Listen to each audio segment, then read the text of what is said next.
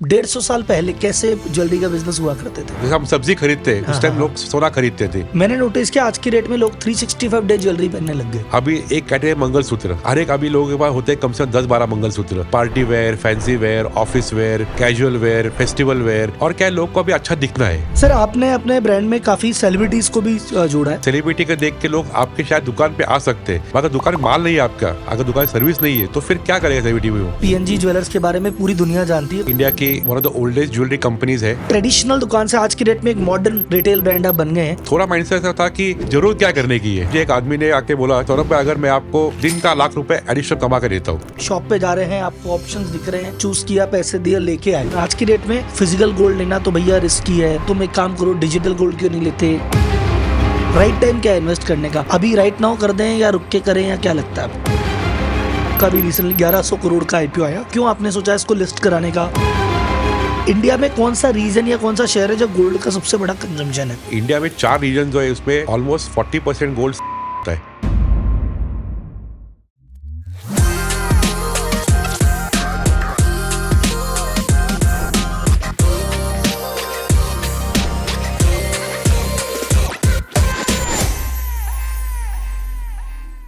भारतीयों को सोने से प्यार कितना है इसको इस बात से समझो कि जितना सोना अमेरिका की तिजोरी में नहीं है, उससे कई गुना सोना तो भारत अपनी अलमारी में लेके बैठा है। तो भारतीय को सोने से इतना प्यार क्यों है? ये बात हम उस व्यक्ति से पूछते हैं जो व्यक्ति इस सोने के बिजनेस में पिछले 10 नहीं, 20 नहीं, 50 नहीं, 100 नहीं, 192 साल से इन्वॉल्व है, जिनका परिवार 2 नहीं, 4 नहीं, 6 पीढ़ियों से सोने का व्यापार कर रहा है। पिछले साल इनकी टोटल सेल थी 8,000 करोड़ रुपए।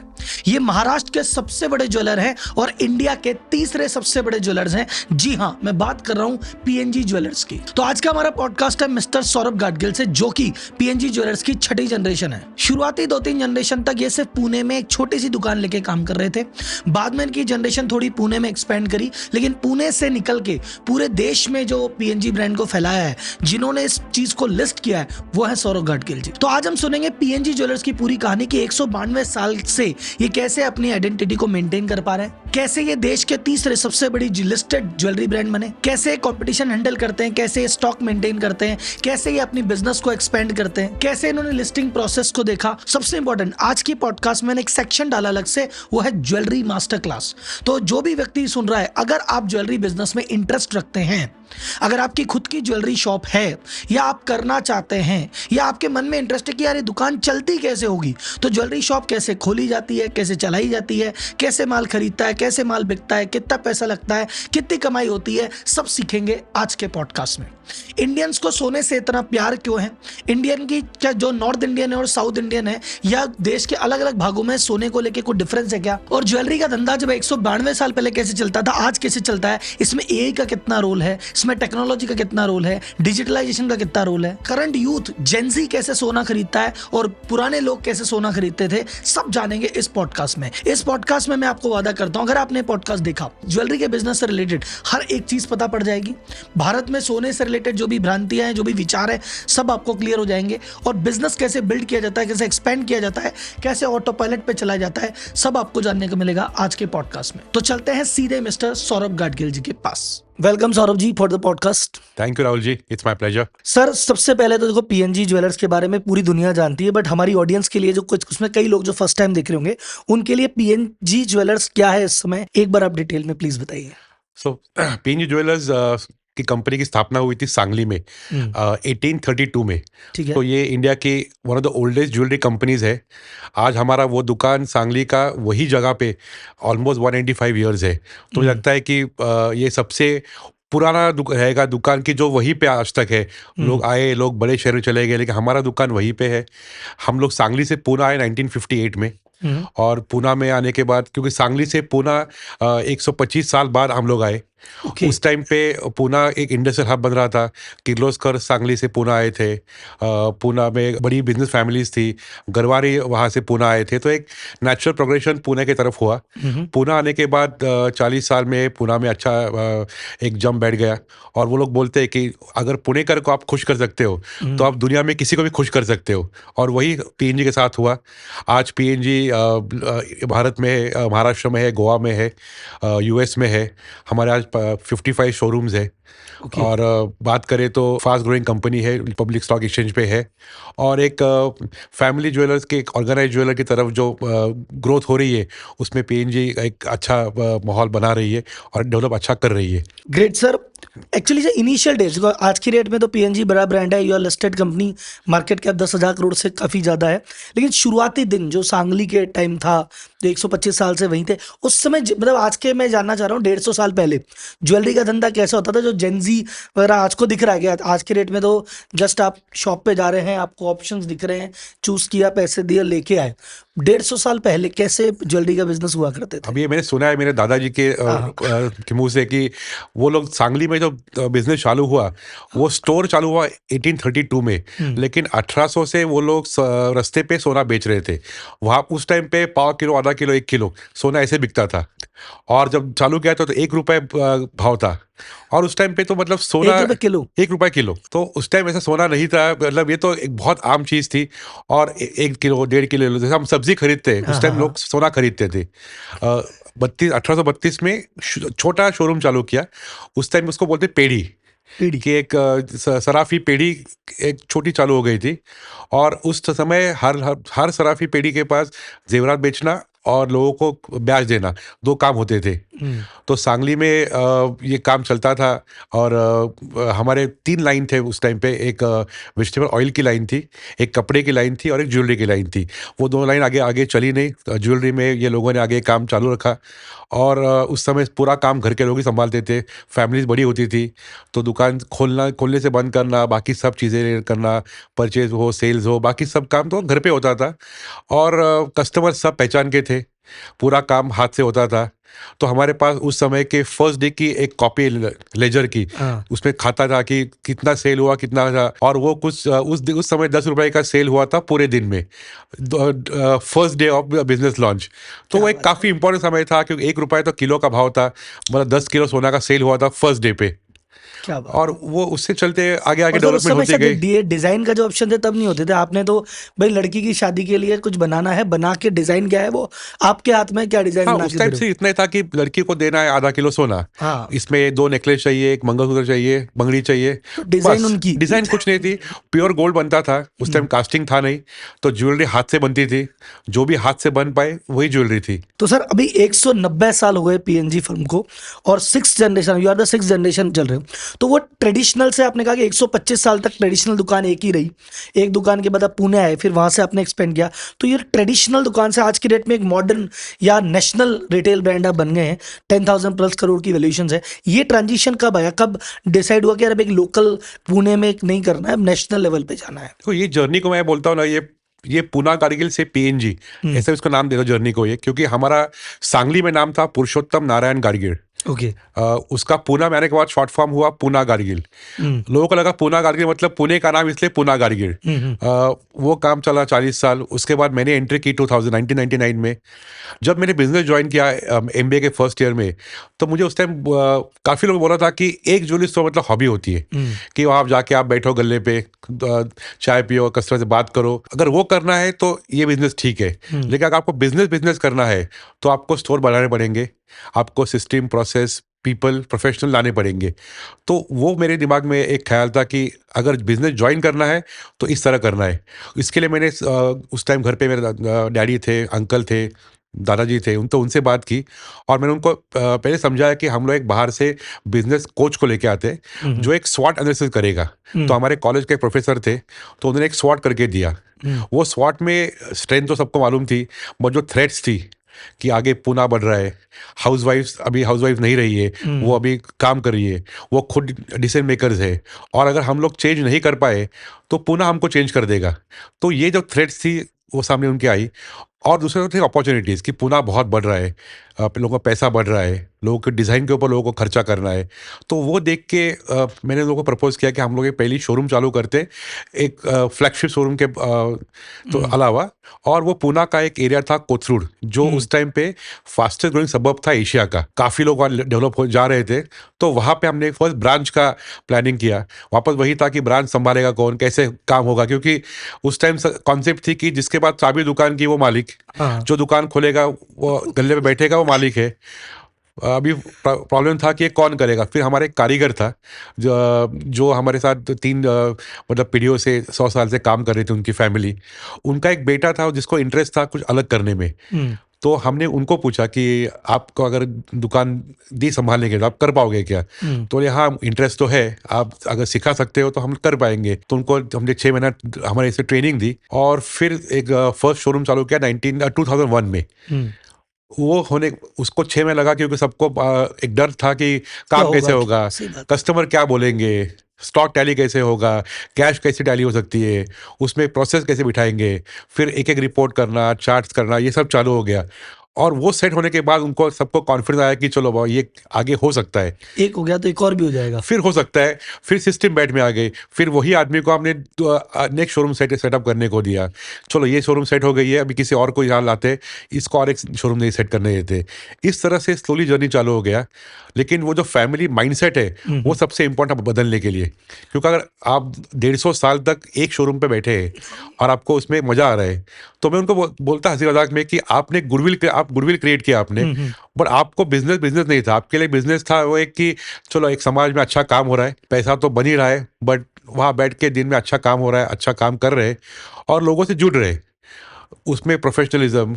और फिर ये करते वक्त मुझे एक आदमी ने आके बोला कि हमारे व्यापारी था कि अगर सौरभ भाई, अगर मैं आपको, आप दुकान में मत आओ, मैं आपको दिन का ₹1,00,000 एडिशनल कमा के देता हूँ। तो वो मुझे सोचने को उस टाइम मजबूर किया कि ऐसा क्या है कि वो जो बोल रहा है कि कोई भी चीटिंग नहीं करके बराबर से धंधा करके मैं आपको ₹1,00,000 दिन का कमा के देता हूँ उस समय में 1999 में। आप मत आना, लेकिन आप फैमिली से कोई मत आओ। मैं सिस्टम मतलब सिस्टम एंड प्रोसेस की तो बात मैं कर रहा वही हूँ बोला कि बेसिकली। फिर बोले पैसा कैसे बचाने का, बाइंग कब करने का। आप लोग बोले आप काम करें एकदम सही तरीके से, तो फ्राइडे को शाम को चेक दो तो मंडे को क्लियर होता है, आपका पैसा 2 दिन ब्याज बचता है, आपको व्यापार से कैसा खरीदना चाहिए, ये सब चीज़ें तो फाइन पॉइंट्स थे। तो बोलता कि आप, उन्होंने कहा कि आप महाराष्ट्रियन हो, तो आपका जो थिंकिंग है वो पूरा थिंकिंग है कि चलो कस्टमर का फोकस हमेशा ध्यान में रखना चाहिए, बट बिजनेस का फोकस जो है, बिजनेस के जो अंडरस्टैंडिंग्स है, ये आपको सीखने पड़ेंगे। क्योंकि पैसा कमाने के लिए सिर्फ आपको ये नहीं करना है कि आपको बेचना खरीदना है, आपको मैनेजमेंट भी करना है कि कब बाइंग करना चाहिए। ये सोना अगर आज आप खरीदते हो तो उसका आपको कब उसका बैंक में डेबिट गिरेगा, डिलीवरी कब आएगी उसकी, आपका कैपिटल बिना धंधा कैसे कर सकते हो। ये चीज़ें जो थी, ये चीज़ें काफ़ी टर्निंग पॉइंट थी। और इसके कारण मैं सोचने लगा कि अगर ये आदमी बोलता है कि जो हमारा व्यापारी है ओके इतना बोल सकता है, तो अभी हम लोग क्या कर सकते हैं। सर मैं यही बात है, आप जो कह रहे हैं ना सर, इधर तो आप कह रहे हैं, इधर मेरे को गूज़बम्स से आ रहे हैं। ये चीज़ मैं सुबह शाम दिन रात मेरी क्लास में यही कहता हूँ कि भाई धंधे में 2 चीज़ होती है। एक होता है डोमेन स्किल, कि तुमको उस चीज़ की कितनी पकड़ है, बट उससे मज़ा नहीं आता। मज़ा आता है तुम्हें बिजनेस स्किल से, कि उसको भाई तुम डॉक्टर बहुत अच्छे हो पर हॉस्पिटल चलेगा जरूरी नहीं है, तुम शेफ बहुत अच्छे हो पर होटल चलाने के लिए अलग स्किल चाहिए।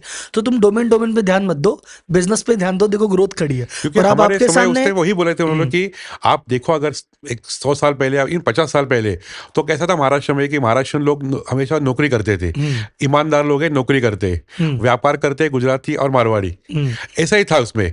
तो उस समय में ये आदमी मुझे बोला कि आप आपका काम जो कर रहे हो ना, आप करो नौकरी जैसा, कि चलो आपको अगर जॉब करना है तो आप जॉब करो ईमानदारी से, बट बिजनेस करना है आपको तो आपको उनके बिजनेस टेक्निक सीखने पड़ेंगे।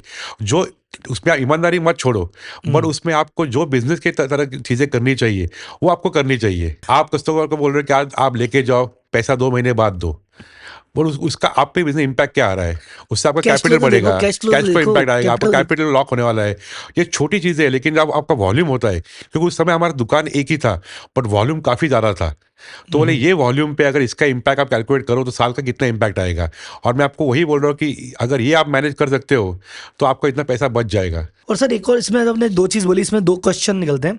एक जो मैंने भी देखा अनुभव से, और मैं सबको समझाता हूँ, लोगों को दिक्कत आती है फैमिली को ये कन्विंस करना कि मैं ऐसे कर लूँ। जैसे आपने कहा 150 साल से पिताजी दादाजी सब बैठे, आपने कहा एक दुकान और करो, तो आदमी डरता है कि नहीं यार आज तक जो नहीं किया अब कैसे करें। और जो आपका सबसे बड़ा अचीवमेंट है वो यही है कि आपने कन्विंस कर लिया, क्योंकि एक बार दिख जाता है तो फैमिली सब लोग सपोर्ट में आती है, ऐसा है क्या, एक क्या तो 10 खोल, हम पीछे खड़े हैं।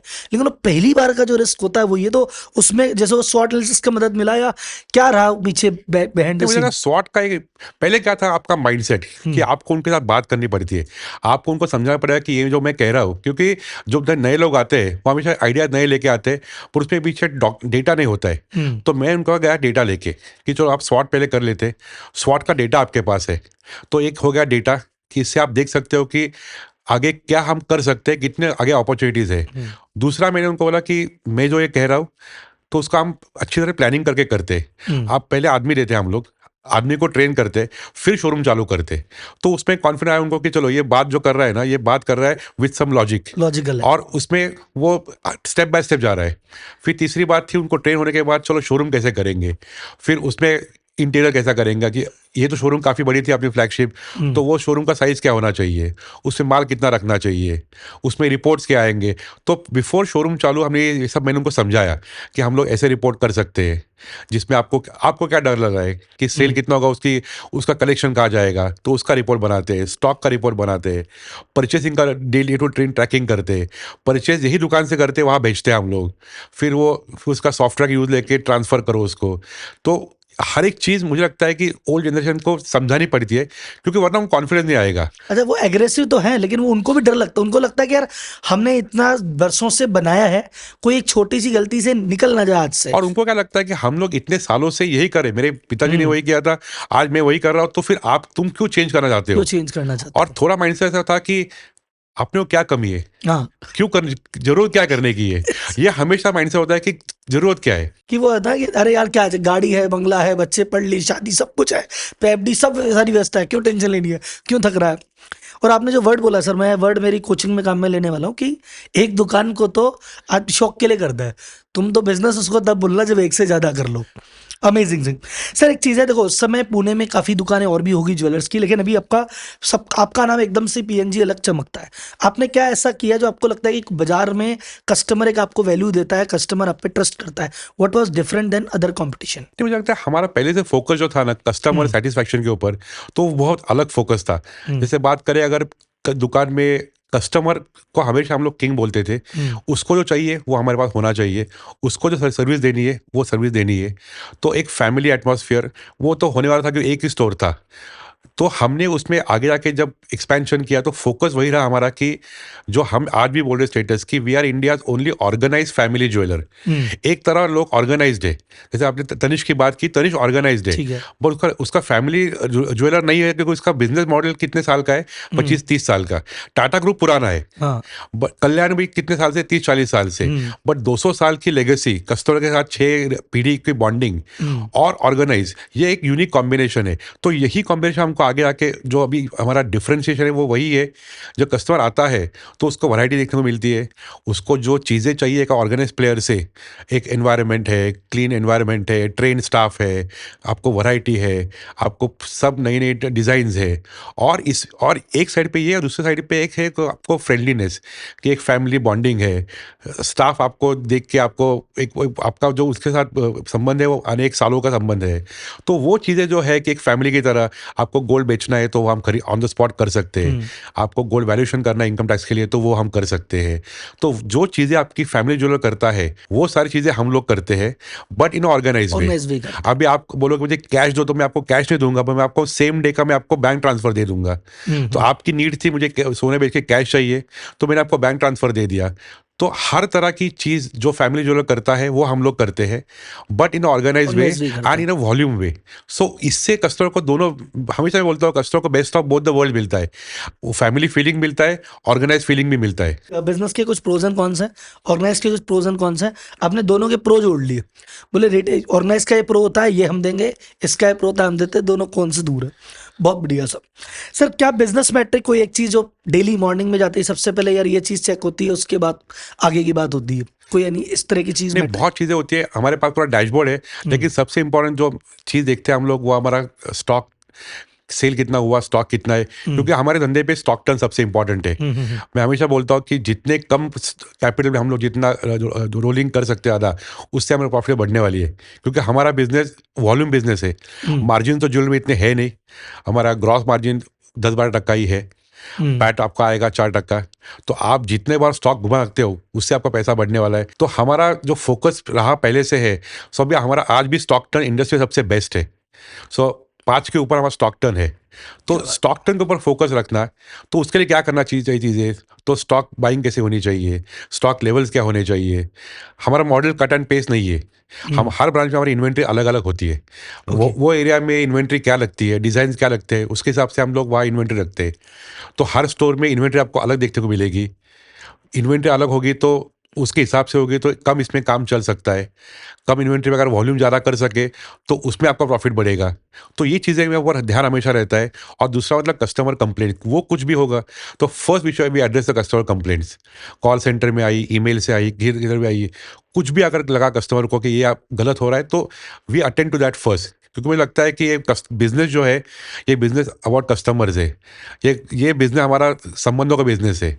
ज्वेलरी सब लोग बेच रहे हैं, हाँ। बट हम लोग जो डिफरेंट इज वो रिलेशनशिप। जो रिलेशनशिप। आपका हमारा बॉन्डिंग है वो अलग है, और उसके ऊपर कुछ नहीं होना चाहिए। तो ये हमारा सबसे फोकस वो रहता है कि कस्टमर को हमेशा ट्रीट फर्स्ट का होना चाहिए, कि उसकी जो भी रिक्वायरमेंट है वो पूरी होनी चाहिए। कस्टमर की रिक्वायरमेंट पूरी हो गई तो बस वो किंग है और आपको किंग बना ही क्योंकि देता है कस्टमर वो। को लॉयल्टी क्या चाहिए, कस्टमर को क्या चाहिए, उसको अच्छा रिस्पेक्ट चाहिए, उसको अच्छा प्रोडक्ट चाहिए, और उसको फेयर ट्रीटमेंट चाहिए। कस्टमर को इतनी ज़रूरत है। अगर आप ये चीज़ें कर सकते हो तो कस्टमर आप जाएगा नहीं किधर और किधर, और वो जाने की उसको जरूरत भी क्या है, क्योंकि उसको आपके उसको साथ जो बॉन्डिंग चाहिए वो बनी मिल है। तो गया वो इधर। अच्छा, आदमी तो तब जाता है जब चाहिए था नहीं मिला, प्रॉब्लम थी सॉल्व नहीं हुई। प्रॉब्लम सॉल्व हो रही है, जो चाहिए वो मिल रहा है। एक एब्सोल्युटली। सर आपने जो बात बोली भी ठीक है, अपन अलग अलग स्टोर पे वो रखते हैं। अभी इतने आपके स्टोर्स हैं, 50+ स्टोर्स हैं। अभी आप शायद अपनी बातचीत हो रही थी बिहाइंड द सीन, आप 20-25 स्टोर और अभी तक खोल रहे हैं। तो ये इनका सप्लाई चेन पीछे का कैसे मेंटेन होता है, कि ये मतलब कौन से सिस्टम लगा रखे हैं जिससे सब कुछ स्टैंडर्डाइज है। नहीं, सिस्टम पूरी प्रोसेस है वहाँ पे कि हर ठीक है। स्टोर की। तो अगर आप बात करो माइन्यूटली, तो हर स्टोर है, हर स्टोर की इन्वेंट्री लेवल फिक्स होती है। ठीक है। इन्वेंट्री लेवल में इन्वेंट्री क्या क्या होती है, कैटेगरीज क्या है, नेकलेस है, मंगलसूत्र है, बैंगल्स है, चेन है, पेंडेंट है, ये कैटेगरीज है। ठीक है। उसके अंदर सब कैटेगरीज, उसके अंदर वेट रेंज कैटेगरीज, कि मुझे चाहिए नेकलेस, नेकलेस चाहिए कलकत्ती, उसमें वजन कौन सा है, तो 40 से 60 ग्राम, 60 से 80 ग्राम, ये पूरा डिटेलिंग होता है। तो ये डिटेलिंग पूरा हर ब्रांच के लिए अलग से करते हैं। उसको मैप करते हैं कि ये डिटेलिंग के बाद उसका सेल कितना हो रहा है। फिर वो डिटेलिंग से गैप्स निकलते हैं कि चलो ये गैप है, इसको परचेज करना है। फिर उसका पीओ निकलता है। फिर वो जाता है कारीगर को या सप्लायर को, उसके साथ पीओ आता है, उसका क्यूसी, बार कोडिंग, लेबलिंग होके वहाँ पर ब्रांच को जाता है वो। तो ये सब सिस्टम ड्रिवन है। इंपॉर्टेंट बात क्या है, वो ट्रैक करना कि ये सब बराबर हो रहा है कि नहीं हो रहा है, कहाँ जरूरत है चेंज करने की। अगर लगा मुझे कि ये ब्रांच पे ये नेकलेस कैटेगरी हम लोग भेज रहे हैं, उसका मूवमेंट स्लो है, तो वो स्लो क्यों है, तो वहाँ पे अगर ये डिज़ाइन नहीं चल रहे तो यही वेट रेंज में और कुछ चाहिए उनको क्या, या उसके ऊपर क्या फोकस है। फिर उसके बात करना मैनेजर से, कस्टमर से बात करना, ये चीज़ें हम लोग बहुत करते हैं। क्योंकि मुझे लगता है स्टॉक सबसे इंपॉर्टेंट है। अगर राइट स्टॉक रहा तो कस्टमर का डिसीजन बहुत ईजी होता है, क्योंकि उसको खरीदना है, वो आया है आया खरीदने तो के लिए। दुकान पे लेने ही आया ना, वैसे उसको चीज समझ में आनी चाहिए बस। और दूसरा एक ट्रेनिंग होता है। तो हमारा एक स्टॉक के ऊपर दूसरा ट्रेनिंग, आप क्या बेच रहे हो इसकी आपको नॉलेज पूरी होनी चाहिए। क्योंकि आप कस्टमर हो, आपको तो मैं मुझे बोलना चाहिए कि इसकी क्या स्पेशलिटी है, ये कैसे बनता है, कहाँ से होता है, इसके प्रोज ऑन कॉन्स क्या है। चलो आप डेली पहन सकते हो, नहीं पहन सकते हो, इस हैंडमेड है, मशीन मेड है, ये चीज़ें जितने बोलोगे कस्टमर को उतना उसको कॉन्फिडेंस आता है कि चलो यहाँ से हम लोग जो चीज़ खरीद रहे हैं वो एक नॉलेज के साथ खरीद रहे हैं हम लोग। और वो जो बंदा है उसका ट्रेनिंग मॉड्यूल पूरा आपका फिक्स होता होगा, ट्रेनिंग SOP मॉड्यूल है उसका पूरी। पूरा, हमारा ट्रेनिंग के ऊपर बहुत फोकस रहता है। Induction training, on the job training, skill training, फिर उसका हम लोग उसके अलग एग्जाम लेते रहते हैं साल भर में। जो ऑपरेटर है उसके लिए ऑपरेटर ट्रेनिंग, कि वो बिलिंग कितना फास्ट कर सकता है। क्योंकि हमारे पास साल में लगभग 10 लाख बिल होते हैं। हम्म। तो अगर 10 लाख बिल करेंगे तो महीने का लगभग 1 लाख के आसपास बिल हो जाते हैं। तो वो करने के लिए ब्रांचेस में कितने लोग करते हैं, तो ये सब सिस्टम जो है, क्योंकि मतलब रिटेल में ना हर दिन नया दिन होता है, इसमें कोई दिन रिपीट नहीं होता है। हाँ, मतलब ऐसा नहीं कि ये 1 तारीख गई तो 2 को रिकवर कर लेंगे। अभी बैच है, एक गई गई। एक बैच है मैन्युफैक्चरिंग की, तो उसमें रिपीट होने वाला है कि ये बैच है। यहाँ पे रोज नए लोग आ रहे हैं, यहाँ पे बैच रोज नहीं है। कस्टमर रोज नए आते हैं, उनके अलग, हर कस्टमर का अलग एक अलग स्टाइल होती है, उसकी अलग गरज होती है, तो वो संभालना। डिज़ाइन हमेशा हम रिपीट नहीं करते, वो नए लेके आते हैं। तो मुझे लगता है सबसे अच्छी बात जो इसमें है ज्वेलरी बिज़नेस में, वो है न्यूनेस की। हर दिन नया दिन होता है, हर दिन चैलेंजिंग दिन होता है और हर दिन कुछ ना कुछ अच्छा सीखने को मिलता है। भाई मौसम बदला, वो कहना सीजन बदला, डिमांड बदली, बंदा बदला, इनकम लेवल बदला, डिमांड बदली। और वो जो आपने शुरुआत में कहा कि आप स्टोर वाइज देख रहे हैं क्या इन्वेंट्री है, कैटेगरी वाइज देख रहे हैं क्या इन्वेंट्री, फिर वेट वाइज देख रहे हैं, तो अगर आपने वहां पे सही चीज डाल दी तो एक तो कस्टमर खुश है, और एज अ सीए जो फाइनेंशियल मुझे दिख रहा है कि यही चीजें तो आपका स्टॉक रोटेशन आगे बढ़ाएगी। जो आपका स्टॉक रोटेशन आपने कहा इंडस्ट्री पे हाईएस्ट है, इसी रीजन से तो हाईएस्ट है, क्योंकि business is not a game of margin, it's a game of rotation, कि कौन Absolutely. कितना रोटेट करेगा।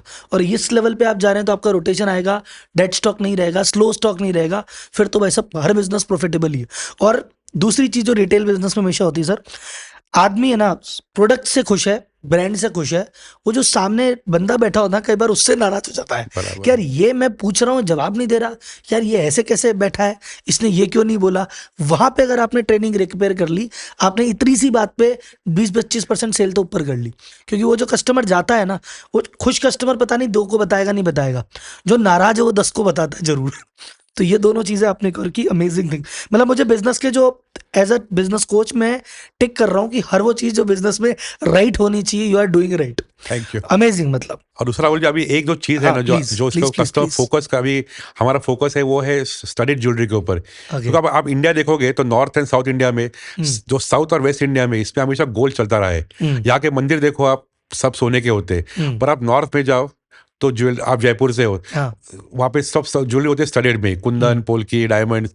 तो फोकस अभी वही है कि अगर, क्योंकि अभी महाराष्ट्र और देखा तो यहाँ पे लोग सब जगह से आ रहे हैं। महाराष्ट्र अभी 50% अब हो गया नॉन महाराष्ट्र लोगों से भरा हुआ। लोग यहाँ पे आते हैं एम्प्लॉयमेंट के लिए, लोग यहाँ महाराष्ट्र बन जाते हैं, उनकी टेस्ट फिर भी रहती है स्टडेड में। तो ये एक बड़ी अभी हमारे लिए अपॉर्चुनिटी है कि इसका जो शेयर है स्टडेड का, वो कैसे बढ़ पाए। क्योंकि स्टडेड में आपको मार्जिन है, उसमें कलर स्टोन्स है, उसमें पोल्की है, उसमें डायमंड्स है। तो आगे का प्लान वही रहेगा कि स्टडेड ज्वेलरी यहाँ पे इसका चलन कैसा बढ़ा सके। और आपको तो वैसे भी पूरा इंडिया कवर करना है, तो आपको तो इंडिया की अलग अलग रिक्वायरमेंट देखनी नॉर्मली पड़ेगी। साउथ और वेस्ट में 90% गोल्ड होता है, 10% डायमंड होता है। नॉर्थ में 30-40% स्टडेड होता है। तो ये इतनी बड़ी गैप यहाँ तक पॉसिबल है, अगर वो वहां पे कर सकते हैं तो यहाँ पे हम लोग क्यों नहीं कर सकते उसको। और यहाँ पे भी पॉसिबिलिटी तो पूरी है ही। पूरी है और पॉसिबिलिटी। हाई मार्जिन प्रोडक्ट है तो ये आपकी ओवरऑल पैट को भी इंक्रीज करेगा। सर अब किसी भी नई शहर में आप एंटर करते हैं, नई कंट्री में एंटर करते हैं, पहले आप वहां पे क्या लोकल इनसाइट चेक करते हैं, जिसके बेसिस पे सपोज आपने कहा मेरे को जयपुर में स्टोर खोलना है, आपके पास ऑप्शन है जयपुर, पटना, आपने कहा पटना में खोलूं या जयपुर में ना खोलूं या दोनों में खोलूं, क्या डिसाइड करते हैं कि यस या नो? डिसाइड करने के लिए हमारे पास एक पूरी एक चेकलिस्ट है। ठीक है। हम लोग पहले करते हैं कि एक कोल्ड सर्वे, हमारी एक टीम है, वो जाके मार्केट में आके सर्वे करेगी, जिसमें वहाँ पे प्लेयर्स कौन है, वहाँ पे मार्केट कैसा है, वहाँ पे मार्केट साइज कितना है अप्रॉक्सीमेटली, वहाँ पे मजदूरी क्या चल रही है, डिजाइन क्या चल रही है, डेटा लेके आते। वो बैठ के अगर देखते हैं कि चलो अगर लगता है मार्केट पोटेंशियल है वहाँ पे, वहाँ बड़े ब्रांड्स है या वहाँ पे ग्रोइंग मार्केट है, तो अगर वहाँ पे हम कंसिडर करेंगे चलो ये मार्केट हम लोग कंसिडर कर सकते हैं। उसके बाद नेक्स्ट स्टेप आती है एग्जीबिशन करने की। तो एक बार मार्केट हमने डिसाइड कर लिया कि चलो ये मार्केट में आगे स्टडी करनी है, फिर हम लोग करते हैं वहाँ पे एक ज्वेलरी एग्जीबिशन। 3-4 दिन का हम लोग होटल या हॉल बुक करके वहाँ ज्वेलरी लेके जाते हैं और वहाँ पे करते हैं एग्जीबिशन। वो ज्वेलरी जो फीडबैक हमको मिला एग्जीबिशन के सर्वे से, वही तरह की ज्वेलरी लेके आते हैं।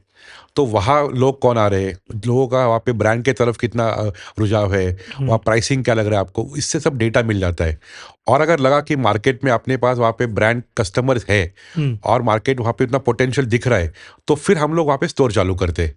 तो एक काफ़ी मेथोडिकल प्रोसेस है, उसका हम पूरा डॉक्यूमेंट करते हैं और फिर स्टोर करने पहले हम लोग प्लानिंग करते हैं कि चलो ये स्टोर में या मार्केट में इतना एरिया है, इतना पोटेंशियल है, इतना साइज़ है, तो उसमें हमारा शेयर इतना होना चाहिए। तो एक स्टोर का प्लानिंग लग रखते हैं कि ये स्टोर में पहले साल में इतना बिजनेस होना चाहिए। फिर उसके साथ उसको ट्रैक करके कि चलो अपना रिसर्च जो था वो कितना बराबर आया है, क्योंकि हमारे लिए रेवेन्यू पर स्टोर एक काफ़ी इंपॉर्टेंट कॉन्सेप्ट होती है, रेवेन्यू पर स्क्वायर फीट। सो हमारे स्टोर हम लोग बहुत बड़े नहीं करते, तो हमारा रेवेन्यू पर स्क्वायर फीट भी इंडस सबसे अच्छा इंडस्ट्री में है।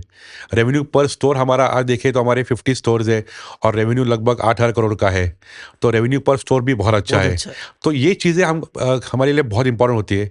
तो जहाँ भी जाएंगे वो पहले मार्केट पोटेंशियल, मार्केट में हमारा पोटेंशियल कितना है और वहाँ पे हमारे कस्टमर पहले कौन है, क्योंकि आप जाते हो तो आपको पहले चाहिए कि हमारे ये पहले लो हैंगिंग फ्रूट है, ये अपने हक के कस्टमर्स है। फिर वहाँ जाके बैठेंगे, फिर वर्ड टू माउथ, फिर मार्केटिंग से और कस्टमर बढ़ेंगे। बट पहले आपके वहाँ पे कोई कस्टमर है क्या? फिर अभी हम लोग महाराष्ट्र से हैं, तो वहाँ पे आके देखेंगे पहले वहाँ पे महाराष्ट्रियन लोग कितने हैं, वहाँ पे महाराष्ट्र मंडल कितने हैं, वहाँ पे कौन लोग हैं जो अपने ब्रांड के फ्रेंड्स हैं या ब्रांड यूजर्स है। उसके बाद वो लोग पहले अपने होंगे, फिर उनसे उनके साथ जुड़ के फिर लोकल वहाँ पे वर्ड टू माउथ वर्ड भी ऑफ माउथ बनेगा, सारी चीज करते हैं। और ऐसा उस तक काम करते हैं। तो अब जैसे इसमें एक चीज है कि अच्छा मार्केटिंग कैसे करते हैं सर? जैसे फॉर एग्जांपल आप जयपुर शहर में एंटर हुए, जयपुर शहर के खुद के 5 पुराने 50 साल पुराने ज्वेलर बैठे हैं, सबका अपना अपना एक मार्केट है। अब आप वहाँ पे उस मार्केट में एंटर करते हैं, तो एक होता है ना कि भाई जयपुर का आदमी या बोलेगा "अच्छा, हमारे तो पुराने पहले ही 10 ब्रांड है, आप एक नया ब्रांड है", तो वहां पे जाके ऐसी क्या अपन छाप छोड़ते हैं, या हम क्या ऐसा यूएसपी लेके जा रहे हैं कि भैया ये यहाँ पे होंगे तुम, पर जो हम दे रहे हैं वो कोई नहीं दे रहा, तो वहाँ यूएसपी या वहाँ मार्केटिंग कैसे रहती है? कैसे आप मार्केट जाओगे तो हर मार्केट में आप कोई भी मार्केट जाओ, उसमें ना एक है वहाँ पे फैमिली ज्वेलर जो वहाँ पे 50 साल या उससे ज़्यादा है, हाँ। कि जिसका वहाँ पे लोग बोलते हैं अरे ये बहुत पुराना है, पिताजी आते थे, वो एक ज्वेलर है। वहाँ पे एक ज्वेलर है जो बहुत छोटे ज्वेलर है, जिसको आप बोलते हैं गोल्ड स्मिथ, जो छोटा काम करके देते हैं, ऑर्डर देते हैं, इनका क्लास अलग होता है। ठीक है। और फिर बीच में एक रहता है कि जो ज्वेलर्स है, ब्रांड्स है या छोटे ज्वेलर मतलब मिड लेवल ज्वेलर्स है, तो सबसे लेकिन उनका अगर देखें उनका प्रपोर्शन सबसे ज़्यादा वही होता है, क्योंकि उनके पास middle class upper middle class आते हैं।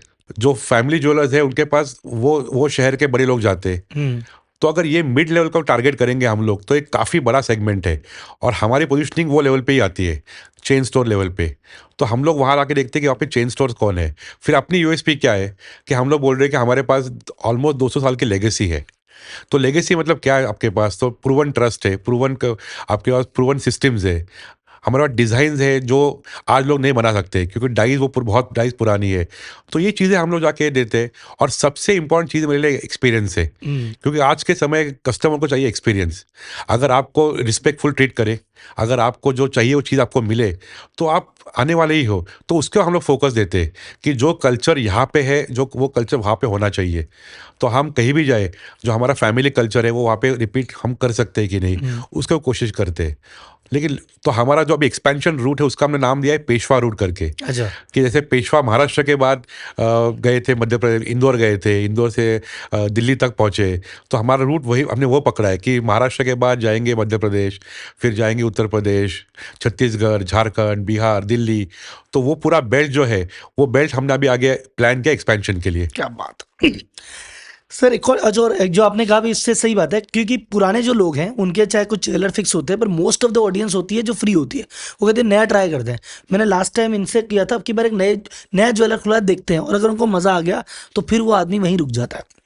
सर आपने अपने ब्रांड में काफ़ी सेलिब्रिटीज़ को भी जोड़ा है, माधुरी दीक्षित इनके साथ साथ काम किया, तो इनके पीछे कुछ बिहाइंड द सीन स्टोरी की कैसे ये जुड़े और इसके आने के बाद क्या इम्पैक्ट रहा? सेलिब्रिटी आपके लिए काम करता है, मैं बोल रहा हूँ सिंपल वर्ड में, सेलिब्रिटी आपके लिए एक घर का ताला खोलता है, दुकान का ताला खोलता है, तो आपका कस्टमर दुकान में आना चालू होते हैं, उनको कन्वर्ट करना वो आपके ऊपर वो है। आपके हाथ में। तो सेलिब्रिटी के कारण क्या होता है, जैसे आपने कहा आप नए शहर में जा रहे हो, अरे इसमें ये इंडोर्स कर रहे हैं, चलो एक बार जाके देख के आते क्या है यहाँ पे।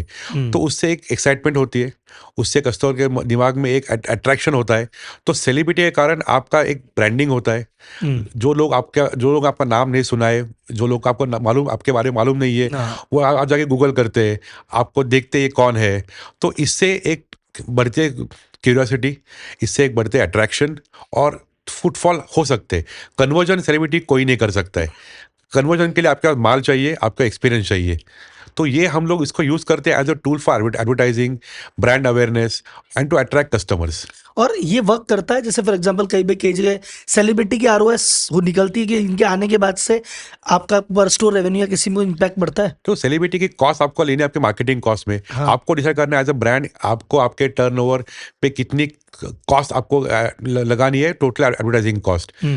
तो नॉर्मल थंब रूल होता है कि आप 1 से 1.5% तक आप आपकी टर्नओवर के इसको मार्केटिंग कॉस्ट आप कर लगा सकते हो। सकते हैं। अगर आपका टर्नओवर बहुत कम है और आप कोई बड़ी लेगो सेलिब्रिटी को, तो आरओआई बैठेगी नहीं आपके ऊपर। हाँ। तो एक आपका टर्नओवर लेवल पे आना चाहिए। वो टर्नओवर के बाद आपके पास एक बजट रहेगा।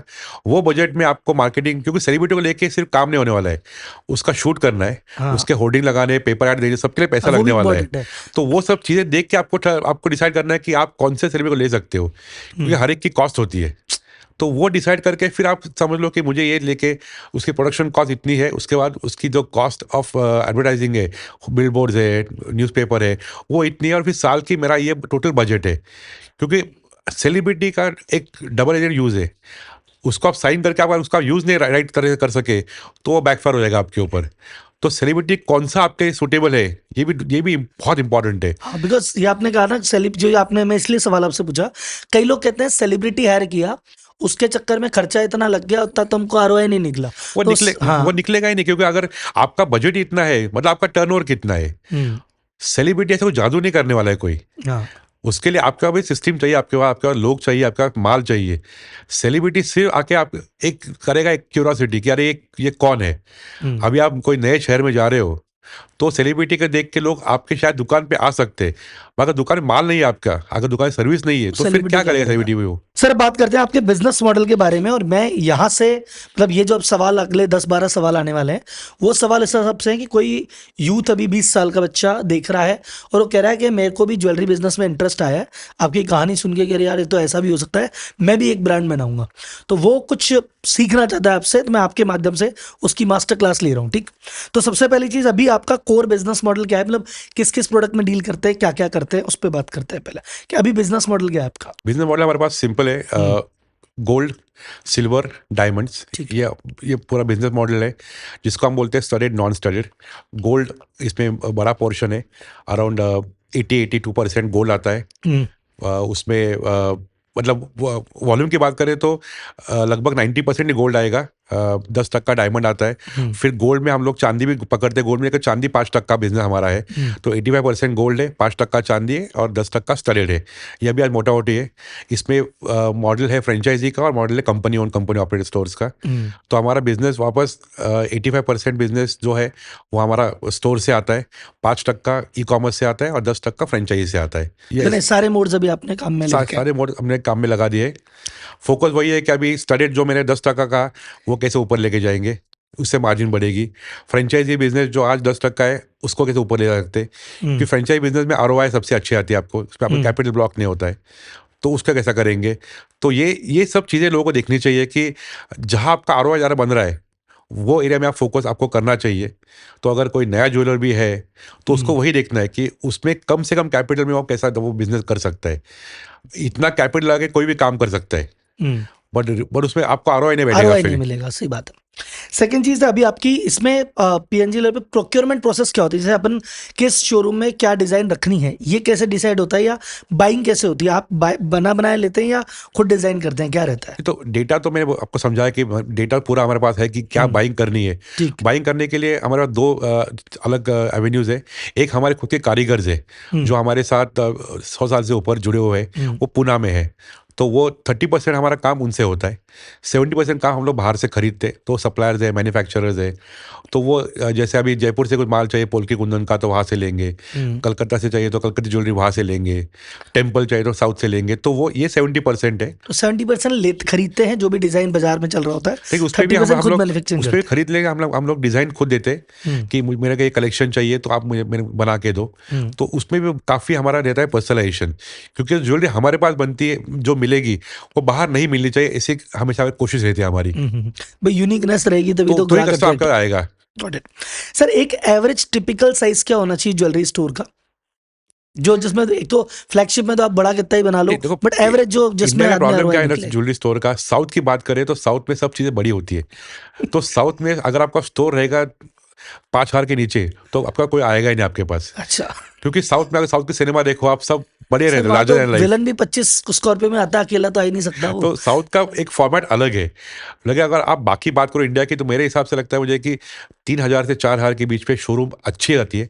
उसमें आपका बराबर से सब काउंटर बने रह सकते हैं, डायमंड हो, गोल्ड हो, सिल्वर हो, आपकी केबिन हो, सब आप बैठ सकते हैं। तो अगर किसी को करनी है सो 2000 से भी आदमी चालू कर सकता है, ऐसा कुछ नहीं कि उसे शोरूम बड़ी करनी ठीक है। चाहिए। मुझे लगता है कि मेन है शोरूम का एक्सपीरियंस। वो अच्छा होना चाहिए। फिर शोरूम का जो बाहर का फसाड है वो कैसा है। अगर शोरूम आपकी बड़ी है लेकिन बाहर से छोटी लग रही है तो भी इसका इम्पैक्ट नहीं आता है। तो जगह तो मार्केट लोकेशन, शोरूम का बाहर का एक्सटीरियर, ये इसको ध्यान देना चाहिए, क्योंकि अगर वो अच्छा लगा तो लोगों लगे शोरूम अच्छी है तो एक लोग एंट्री अंदर जरूर करेंगे। इसमें सर एक जो मतलब अपना साइज पकड़ लिया 2000 स्क्वायर फुट का स्टैंडर्ड है, अच्छी लोकेशन पे, बाहर का फसाड अच्छा है, इसमें कितना एवरेज इन्वेंट्री रखनी होती है या कितना इन्वेस्टमेंट एक आदमी का लग जाता है और कितने टाइम में ब्रेक इवन होता है? देखो आज के समय में अगर ज्वेलरी का एक शोरूम करना है ढंग से तो 40 करोड़ की इन्वेंट्री लगती है, क्योंकि भाव बढ़ा है अभी।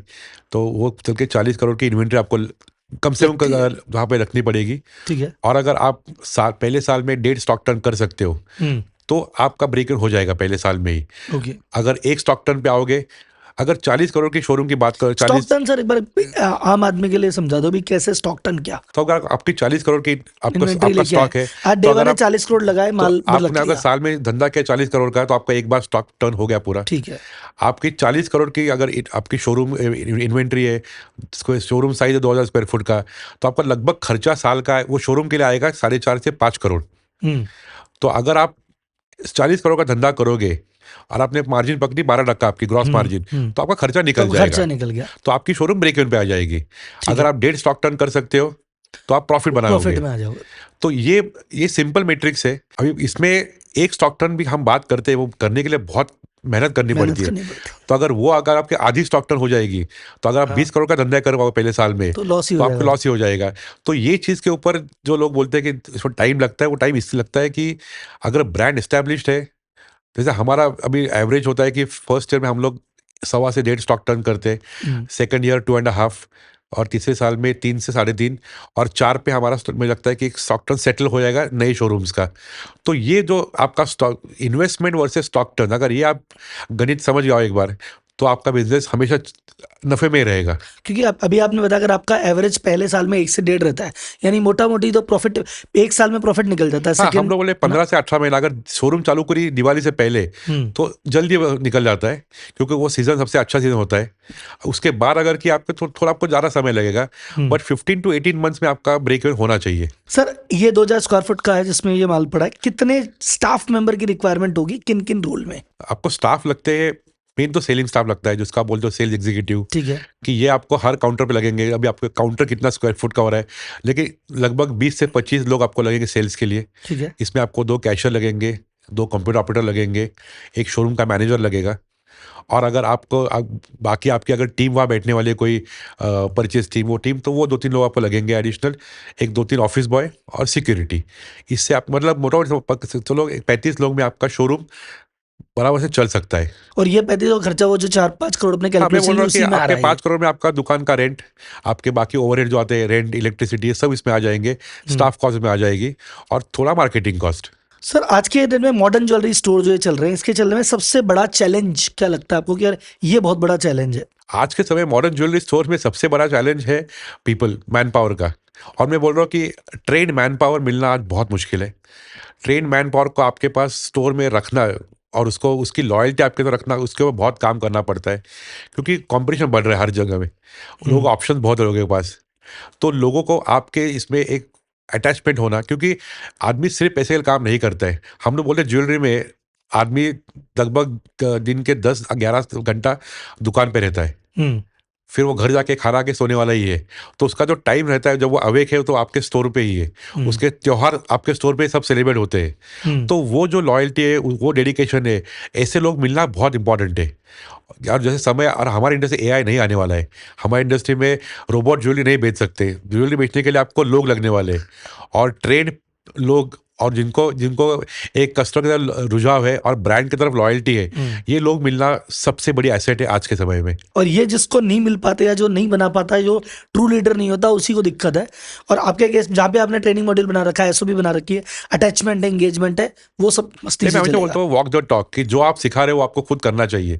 अगर आप सिर्फ बोलोगे और आप खुद नहीं करोगे, जैसे अभी आप जो बोल रहे हो वो आप खुद प्रैक्टिस करते हो आपके बिजनेस में, तो ही लोग आपके पास फॉलो करेंगे। तो इसमें इंपॉर्टेंट चीज़ है कि ज्ञान देने वाले लोग बहुत होते हैं, बट जो वॉक द टॉक करते हैं उनके पास लोग आते हैं। सर सबसे ज्यादा प्रॉफिटेबिलिटी जो होती है किस कैटेगरी में होती है, जैसे गोल्ड में, डायमंड में, सिल्वर में, या किसी और चीज में? तो डायमंड में मतलब स्टडेड में ज़्यादा होती है स्टैंडर्ड में प्रॉफिटेबिलिटी। सबसे ज्यादा बात करें परसेंटेज में, जैसे भी गोल्ड में कितना मार्जिन, सिल्वर में कितना तो मार्जिन? लगभग गोल्ड में ग्रॉस मार्जिन हर एक का आता है 12-13 टका। 12-13 सिल्वर में उतना ही आता है, थोड़ा सा ज़्यादा है सिल्वर में, 15-16 टका आएगा। ठीक है। डायमंड में आएगा आपका 40-45% ग्रॉस मार्जिन।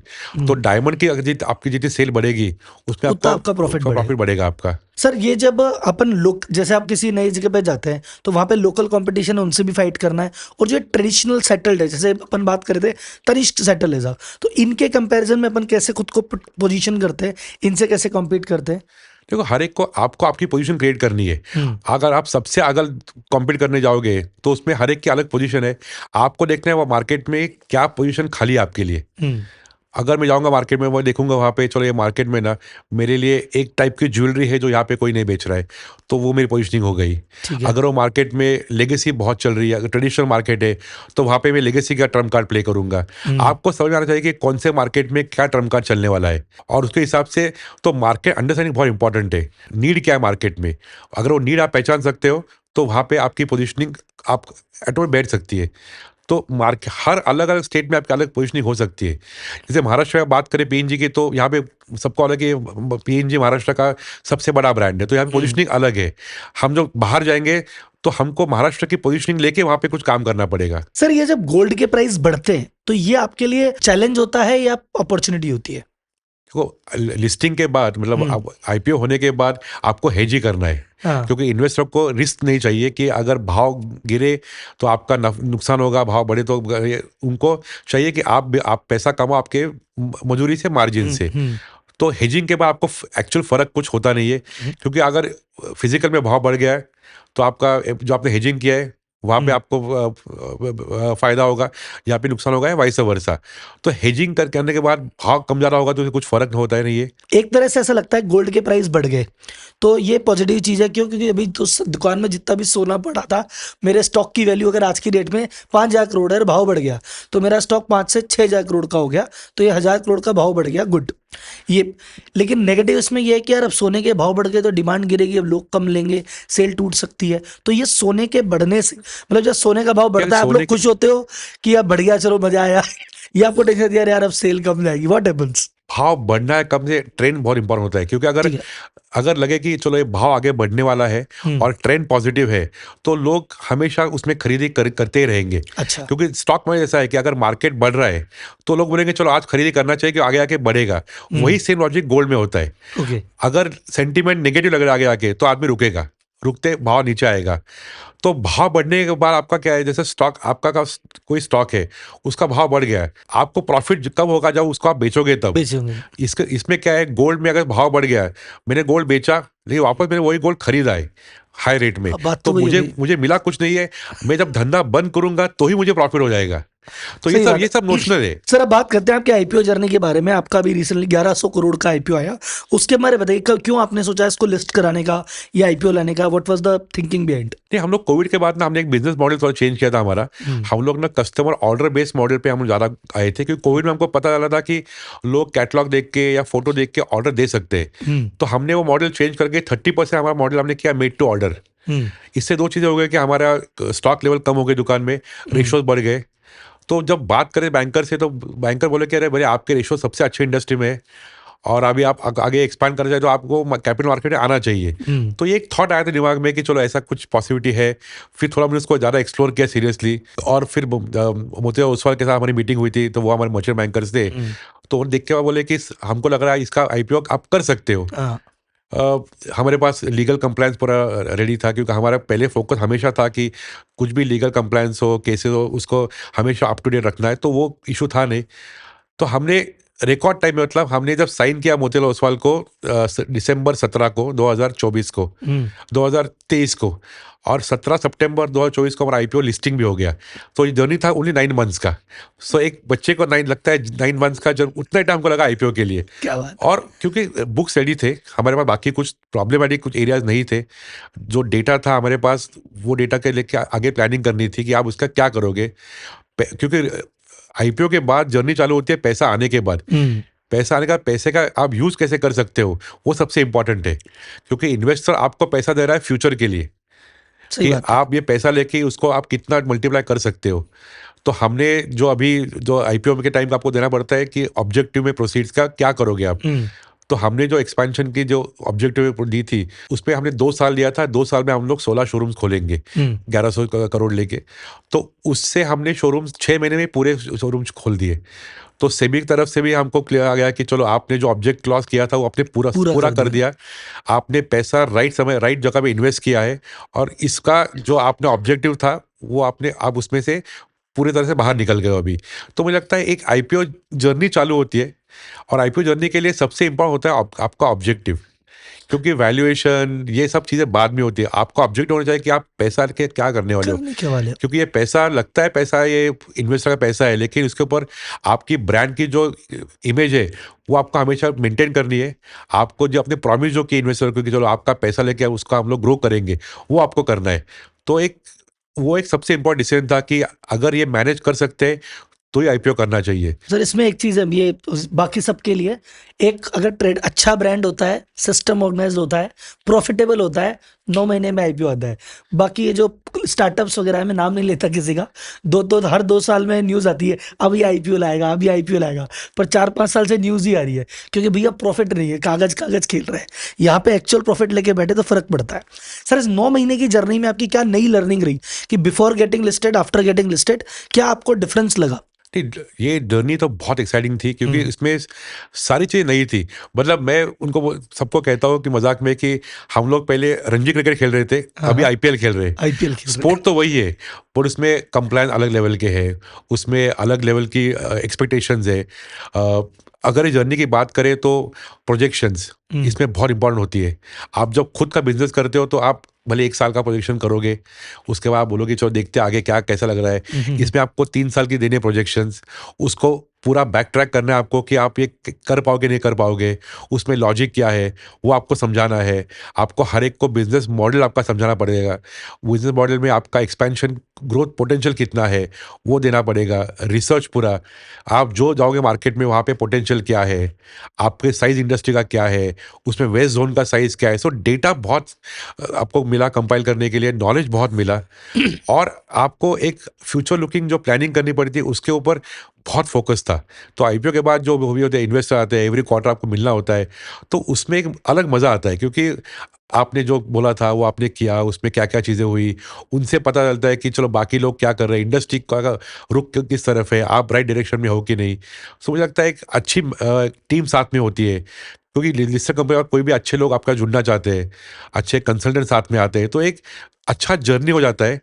और एक इसमें ना सबसे इम्पोर्टेंट चीज़ मैं देखिए कि आपका माइंडसेट बहुत बदलता है इसमें। सही बात है। क्योंकि सर एक्चुअली मैं समझता हूँ कि आईपीओ के दौरान, जैसे मान लो किसी भी के कंपनी का आईपीओ आ रहा है, मैं सिर्फ उसकी डीआरएचपी पढ़ता हूँ, तो पढ़ते पढ़ते मुझे इंडस्ट्री के बारे में इतना पता पड़ने लग जाता है।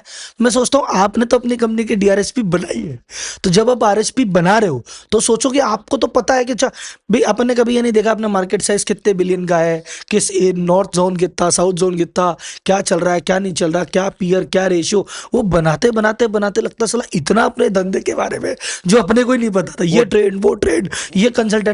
कई लोग सवाल पूछते हैं मगर अच्छा ये सवाल बहुत अच्छा है, ये तो कभी सोचा ही नहीं था, फिर उस डायरेक्शन से सोचते वो हैं तो एकदम डीआरएच पे एक अलग हो पूरी जाता कंपनी की है। रीबर्थ होती है हाँ, इन अ वे ना। वो 9 महीने में रिवर्थ ही हो गया आपका। क्योंकि डीआरएचपी में आपको जो चीज़ें, क्योंकि आपको सब उसमें रिस्क डालनी है। अगर मेरा शोरूम का अगर ये रेंट का मेरा एग्रीमेंट आगे नहीं हुआ करके तो ये शोरूम मेरा जा सकता है। आपको ये लेवल तक आपको वहाँ देने डिस्क्लोजर्स लोगों के ऊपर, मार्केट के ऊपर। तो जो भी रिस्क पॉसिबल सिनेरियो है वो आपको डालने है डीआरएचपी में।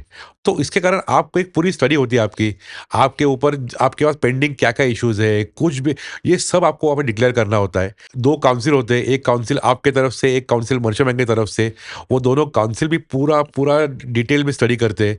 तो रीबर्थ होती है कंपनी की, आपके पास जो भी लूप होल्स है, कुछ आपको पेंडिंग रहा आपका, वो आप पूरा कर डालते हो। तो एक अच्छा डिसिप्लिन मिलता है।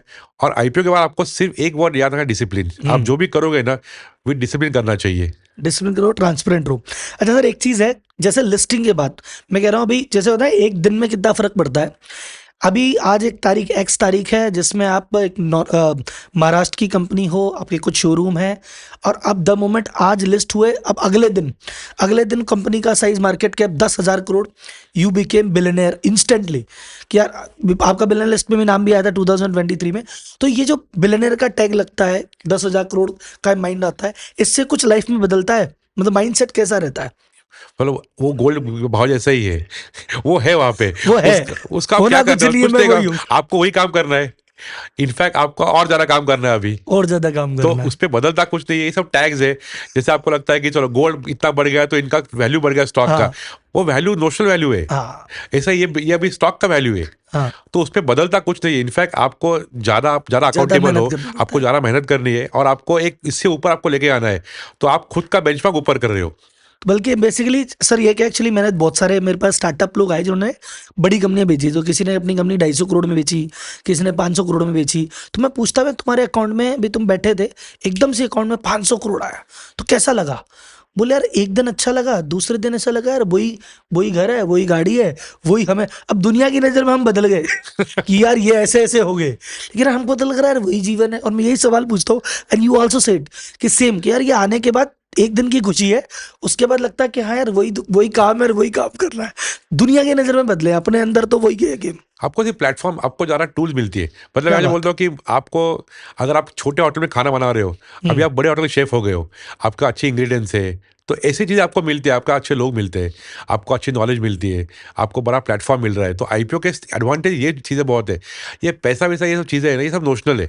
चलो ये है आपके इसमें, बट आपको जो चीज़ें मिलेगी जो रियल टेंजिबल है, वो आपका रिसोर्स है। रिसोर्स और रिसोर्स जो सर्किल है। आपके आते हैं, एक अच्छे रिसोर्स से आप अच्छा और काम कर सकते हो। सर अभी आपने पूरी एग्रेसिव एक्सपेंशन स्ट्रेटजी बना दी है, पूरी पेशवा द स्ट्रेटजी है उसके। अभी आप रीजनल एरिया में ही मूव कर रहे हो ना, तो आप किसी भी इसमें अलग अलग स्टोर्स खोल रहे हैं, तो इसमें कंसिस्टेंसी कैसे मेंटेन करते हैं कि ओवरऑल मेरे 55 स्टोर है या अब आगे जाके 100 स्टोर होंगे, वो सब कंसिस्टेंट है, सब एक ही चीज़ फॉलो कर रहे हैं?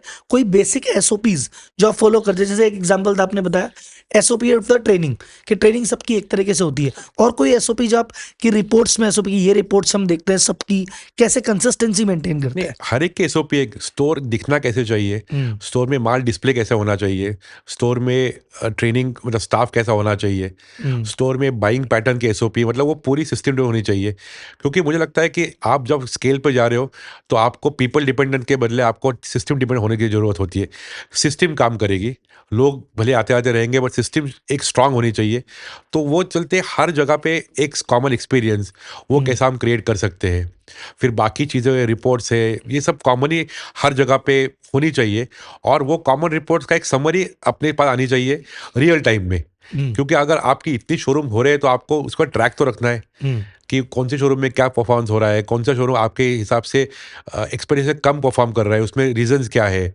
तो एक करेक्टिव एक्शन के उस पर लेना पड़ता है आपको।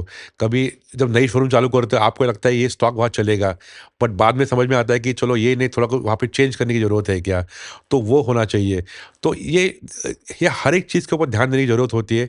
हर एक चीज़ की एसओपी होती है। हर एक डिपार्टमेंट का कोई होना चाहिए आदमी जो हेड करता है डिपार्टमेंट को, उसके अंडर स्ट्रक्चर क्या होता है। तो ये चीज़ें ढंग से करेंगे तो ही आगे जाके इतना बड़ा मतलब इतनी बड़ी शोरूम आप संभाल सकते हो। क्योंकि एक शोरूम होती है, जैसे मैंने कहा हॉबी, तो उसमें आप जो चाहे कर सकते हो, वो आपके ऊपर है। वो पूरा डिपेंडेंसी आपके ऊपर ही है। आप डिपेंडेंसी पूरा सिस्टम के ऊपर है, और सिस्टम को आपको मॉनिटर करना है। तो मेन अभी आपका काम क्या है कि सिस्टम, उसके सिस्टम बनाना मेन उसके काम। रिपोर्ट्स क्या आ रहे हैं, और वो रिपोर्ट से आपको क्या, किससे क्या बात करनी है, और आपको क्या करेक्टिव एक्शन लेनी चाहिए, आपका क्या बराबर हो रहा है, और कहाँ आपको लगता है स्कोप ऑफ इम्प्रूवमेंट है। तो ये चीज़ें बहुत इंपॉर्टेंट हो जाती है, और इसके ऊपर हम लोग ध्यान देते हैं। तो सर अभी आप जैसे फ्रेंचाइजी मॉडल में भी आ गए, आपने कहा 10% आपका फ्रेंचाइजी मोड भी है। तो नए शहर में आप जाते हैं, कैसे डिसाइड करते हैं यार यहाँ पे फ्रेंचाइजी से स्टार्ट करें या खुद से स्टार्ट करें? किस केस में आप ये चूज करते हैं कि यार यहाँ फ्रेंचाइजी देंगे और यहाँ खुद जाएंगे? जब महाराष्ट्र में हमारी फ्रेंचाइजी थी, वो सब छोटे शहरों में थी, क्योंकि वहाँ लगा कि वो छोटे शहर में एक फ्रेंचाइज खुद का वहाँ पे कनेक्शन है, जो इतना पैसा लेके आएगा उसका वहाँ पे खुद का कोई कनेक्शन होगा, उसका नाम होगा। तो वहाँ पे हमने फ्रेंचाइज चालू की। बड़े शहरों में हमने हमारे खुद के शोरूम चालू किए। अब बाहर जाएंगे तो प्लान ऐसा है कि वो एक स्टेट में पहले एक 2-3 शोरूम खुद के करेंगे, जो होंगे एंकर स्टोर्स, और फिर वहाँ पे फ्रेंचाइज नेटवर्क का एक्सपेंशन करेंगे।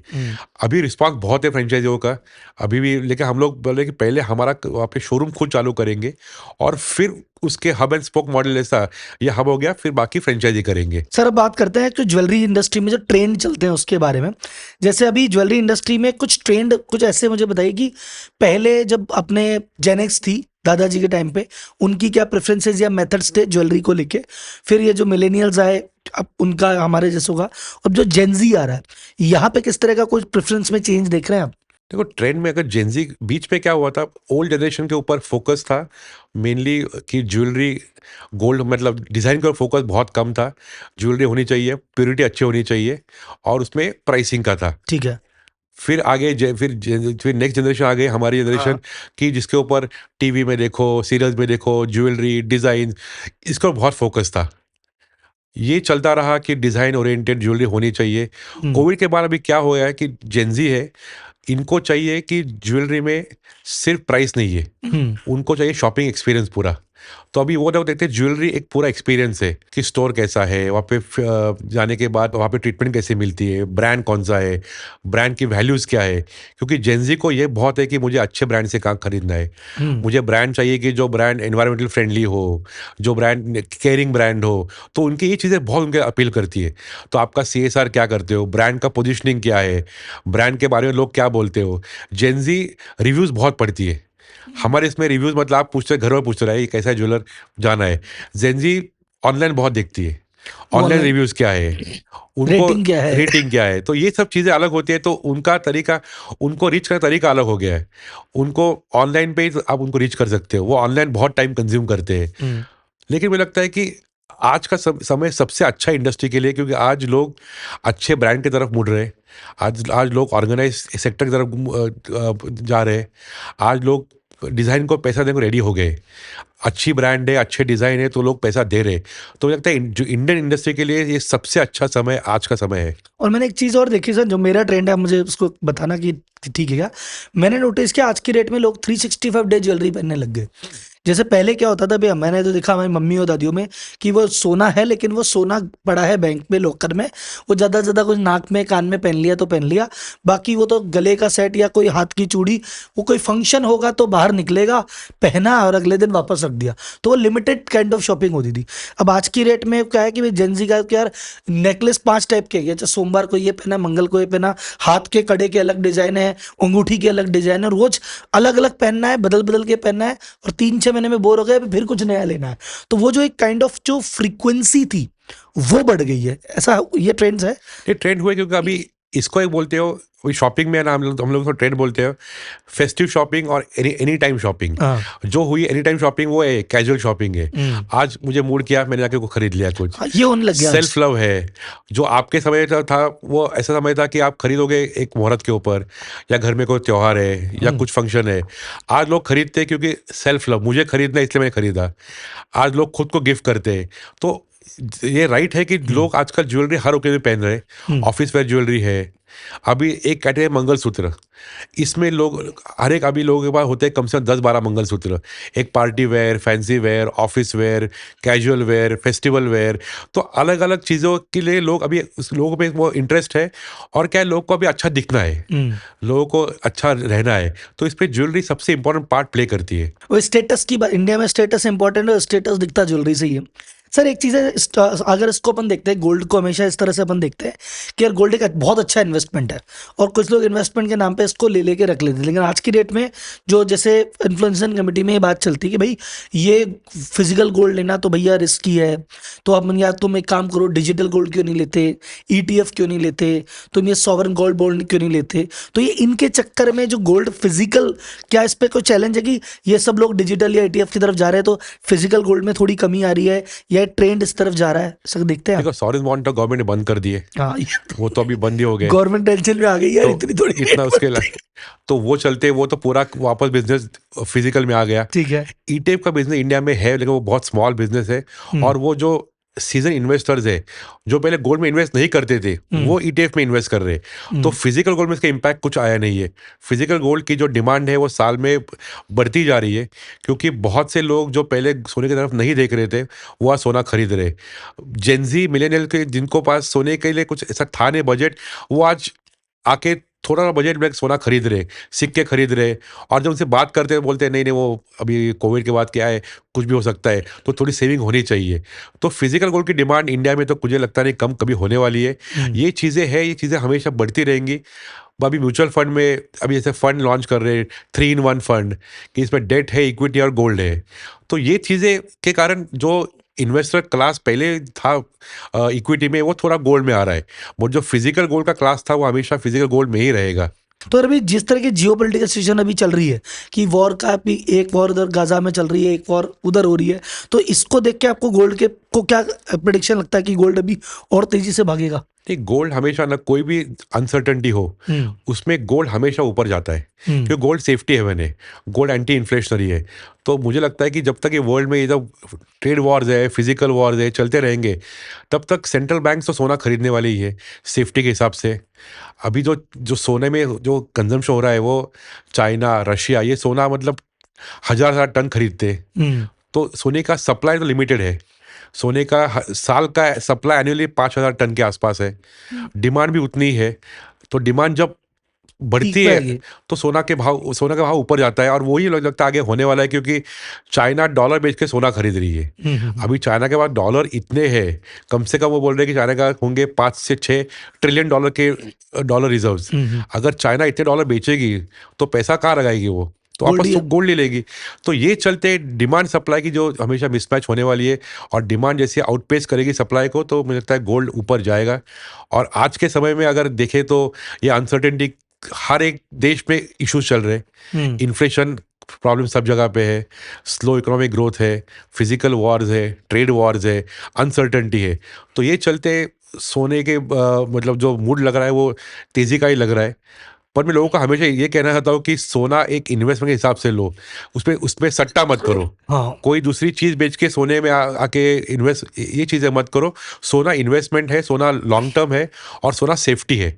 तो आपका जो सरप्लस है उससे आप सोना खरीद के उसमें इन्वेस्ट करो। सर, एक और ट्रेंड ज्वेलरी इंडस्ट्री में भी दिख रहा है और उससे काफी इम्पैक्ट आया है और डिस्कशन हो रहा है, ये जो आपका LBD है, लैब ग्रोन डायमंड।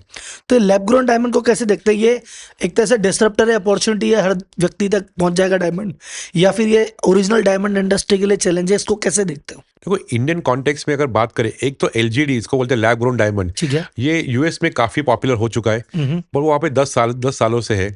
और वहाँ पे जो बड़ी होती है एंगेजमेंट रिंग्स 30-40 सेंट के ऊपर की, उसमें 40 तक का मार्केट शेयर आज हुआ है लैब ग्रोन डायमंड्स का। लेकिन वहाँ मार्केट में लोग ओपनली बोलते हैं कि हम दोनों ने डिसाइड किया कि हमको लैब ग्रोन डायमंड ही खरीदना है। तो वहाँ पे ओपन है। अगर बात करो इंडिया की, तो इंडिया में लैब ग्रोन डायमंड खरीदना मतलब चोरी है, कि ये फेक है। तो कोई ओपनली बोलता नहीं है। तो जब तक लोग ओपनली नहीं बोलेंगे, उसको ये मार्केट का बनेगा नहीं। आप जाके शोरूम में किसी के सामने लैब ग्रोन डायमंड खरीदते नहीं हो, आप आके बोलोगे नहीं मैं घर पे आके मुझे दिखाओ। तो ये जब तक टैबू इंडिया में है, तब तक एक इंडिया में मार्केट बढ़ेगा नहीं। सेकेंडली, इंडियन मार्केट जो है ज्वेलरी मार्केट, उसमें डायमंड साइज जो होते हैं वो छोटे होते हैं, 8 सेंट से अंदर के होते हैं। और फॉरेन में जो सॉलिटर मार्केट है वो इसमें 30 सेंट के ऊपर साइजेस है। तो छोटे इसमें फर्क होता ही नहीं भाव में इतना, क्योंकि गोल्ड का भाव वही लगने वाला है, मजूरी वही लगने वाली है। तो छोटे डायमंड आपको कितना पैसा बचेगा, आपका सेंस रे बनता है। तीसरा, आप जब बायबैक, इंडियन से मेंटेलिटी क्या है कि ज्वेलरी खरीदी तो उसको एक्सचेंज कर रखते हैं, उस पर पैसा कुछ मिलेगा। लैब ग्रोन डायमंड में कुछ वो नहीं मिलने वाला आपको, तो वैल्यू जीरो इन्वेस्टमेंट की है। और सबसे इंपॉर्टेंट चीज, कीमत जो है वो आज 5% हुई है नेचुरल डायमंड के। तो लोग उसको डायमंड मानते ही नहीं है। तो वो अभी मुड़ रहा है towards costume jewellery, fashion jewellery. तो मुझे लगता है ये ट्रेंड जाएगा टुवर्ड्स फैशन ज्वेलरी, और फाइन ज्वेलरी में डायमंड रहेंगे तो वो नेचुरल डायमंड ही रहेंगे। सर, अगर अपन वैसे बात करें गोल्ड कंजम्पशन की, इंडिया डेटा वाइज आपके पास, कि इंडिया में कौन सा रीजन या कौन सा शहर है जो गोल्ड का सबसे बड़ा कंजम्पशन है? देखो, इंडिया में 4 रीजन जो है, उसमें ऑलमोस्ट 40% गोल्ड साउथ में होता है कंजम्पशन। साउथ के 4 स्टेट जो है, केरला, तमिलनाडु, आंध्र प्रदेश और कर्नाटका, इसमें होता है 40% कंजम्पशन। वेस्ट में होता है 25%। तो ये होगा 65। फिर सेंट्रल इंडिया और नॉर्थ इंडिया में होता है 25 और 15% होता है ईस्ट इंडिया में। ऐसा गोल्ड का कंजम्पशन पैटर्न है। और अगर ये बात करें हम लोग टोटल गोल्ड मार्केट की, तो अराउंड कहना है कि इंडियन मार्केट साइज अगर बात करें तो होगा अराउंड $80 बिलियन के आसपास। गोल्ड में इन्वेस्ट करने की लॉन्ग टर्म के पर्सपेक्टिव में इन्वेस्ट करना है कि मेरे को छोड़ देना 10 साल 20 साल, राइट टाइम क्या है इन्वेस्ट करने का? अभी राइट नाउ कर दें या रुक के करें, या क्या लगता है आपको? मुझे लगता है गोल्ड हमेशा राइट टाइम ही होता है, क्योंकि जो लोगों ने अभी जब मैंने बिजनेस में चालू एंट्री की थी उस टाइम गोल्ड था ठीक है। 10 ग्राम को 2,000 रुपए। आज वो हो गया 10 ग्राम को 1 लाख रुपए। 50x हो गया। 20-22 साल में वो तो 50x हो गया। 50x हो गया।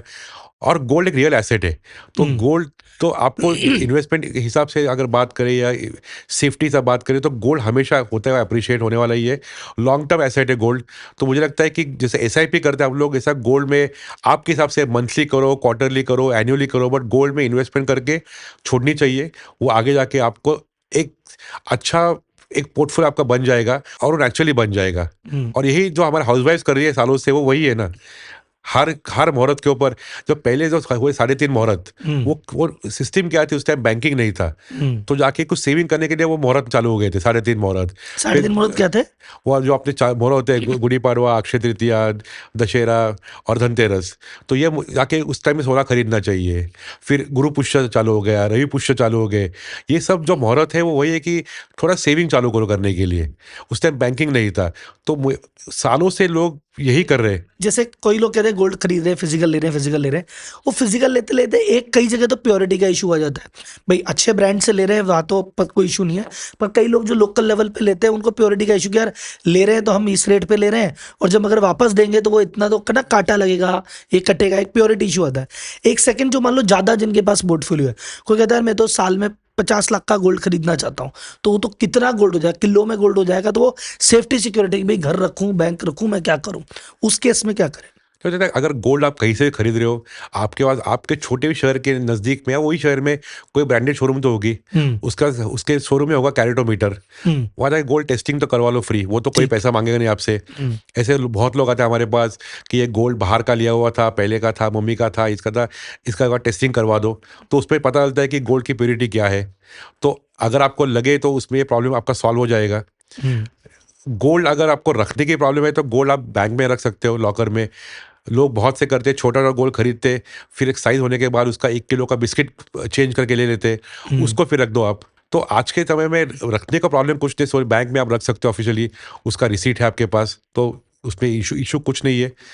और गोल्ड कहाँ खरीदना चाहिए मुझे लगता है हर एक के ऊपर है, बट लेते वक्त अगर बहुत कम मिल रहा है इसलिए मैं वहाँ से सोना खरीदूंगा, ये जो बोलता है ना, ऐसा कोई करेगा नहीं, क्योंकि बुलियन में रेट मार्जिन है ही नहीं।